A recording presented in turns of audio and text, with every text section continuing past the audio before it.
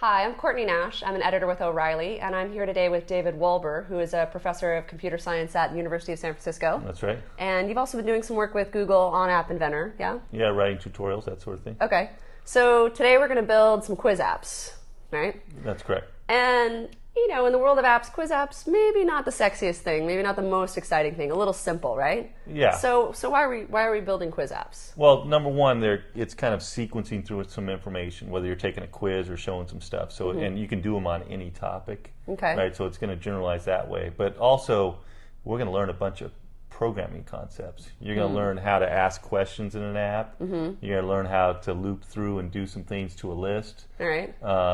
So you're going to learn stuff that if you learn it, you can write just about any app. It's really going to transfer. All right. So I'm okay with that a little bit, but you know, the whole idea, I understand it, behind App Inventor is I don't have to be a programmer, right? So I'm a little nervous about that. You know, do I need to come take your CS class before we do this? You should come take my class. But the nice thing about App Inventor is you don't have to type code, so it gets you past that, and it gets you to the logic part. So we kind of try to lure people in with App Inventor. Oh, so you're sneaky about it. You're sneaky, and you get past that initial thing. You can build some apps, and you get motivated, get excited, and then we hit you with some programming. But the programming's easier. It's with blocks. There's no syntax, no terrible errors, and all of a sudden you're rolling. Rolling? I like rolling. Let's get rolling. Let's do it. All right.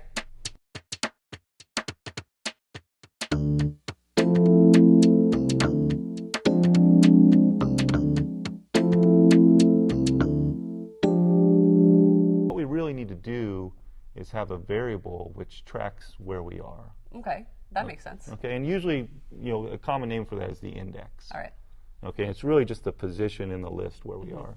So what I'm going to do is create another variable. So from definition, I'll grab a variable. And I could have just clicked on the screen here to get that. You can do it either way. Okay. And I'm going to call this guy index. And I noticed that it came with a red blocked question mark. Yeah, when you bring a variable in, it kind of gives you a default kind of initial value. Yeah. And you can choose either number or text. All right, because it knows, App Inventor knows that variables should be initialized. Usually you set up this memory cell, you want something in there. Yeah. In this case, we probably want to start it out as 1. All right. Okay, so I'll grab a number and change that to 1.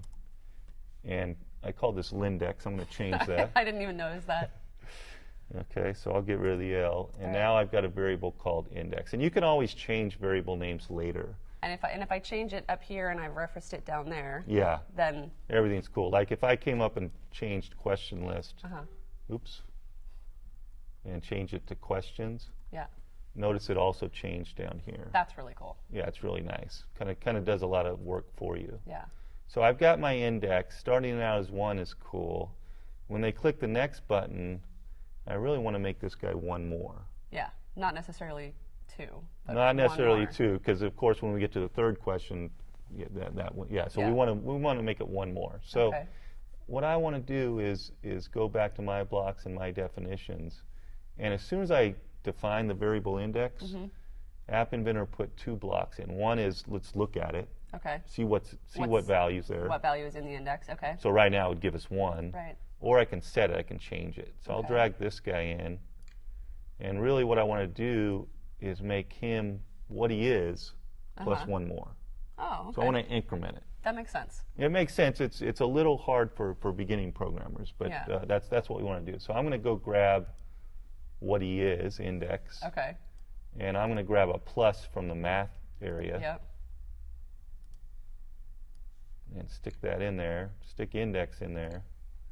And then I'll copy this number 1. All right, because you're just adding the 1 there. And that's interesting. You know, the way that works is you sort of drag the logic in, and then you have to fit the pieces in. Yeah, it's almost like you're going backwards, right? Yeah. It's almost right to left. So I grab a plus, fit the pieces in, and then fit that all into the set. Yeah. Okay. You almost read this right to left, right? Let's first see what's in the variable, add 1 to it. Yeah. That becomes some number, and we stick it back in the variable. Yeah. Okay.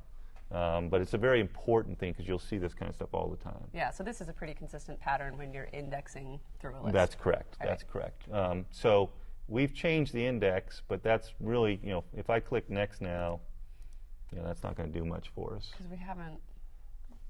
That's interesting. Yeah, because all we've done is that's going to become 1, then 2, then 3, then 4. And we haven't referenced we have, what those mean. That's correct. So, all right. So what I want to do is use that index to actually get the new question. Yep. And to get the new image. Gotcha. That makes sense. Okay. And while I do that, I'm going to restart this guy because I want to make sure he starts out as 1. But okay. we'll get to that when it gets back up. So when the next button clicked, change the index, and then use it to grab the new text. All right, so we've changed it. Now we need to go and grab. All right, so I'm going to copy this whole block, and when I select this thing on the left, it's going to get all this stuff. Okay. Which is pretty cool because that's nice what I want. So I'm going to do Command V, and I'll go ahead and get this guy out of the way. And so I'm going to put this thing in there. Okay. And right now I'm changing the index, and then I'm grabbing from the question list the first question, but I don't. Yeah, but now we don't want it to be set to. Yeah, that's too specific. So I need this to be more generic. Right. And really, what I want it to be was whatever's in there. So I'm going to grab that, get rid of it, and I'm going to grab a reference to index. There. And put it in there. Right, because that's what you were saying earlier. You get that reference when you want to see what's in it. That's correct. Okay. That's correct. So if there's a 1, a 2, so kind of we're grabbing the indexed item. All right, that makes sense. If that makes any sense, okay? So I'm also going to copy, let's do the same thing.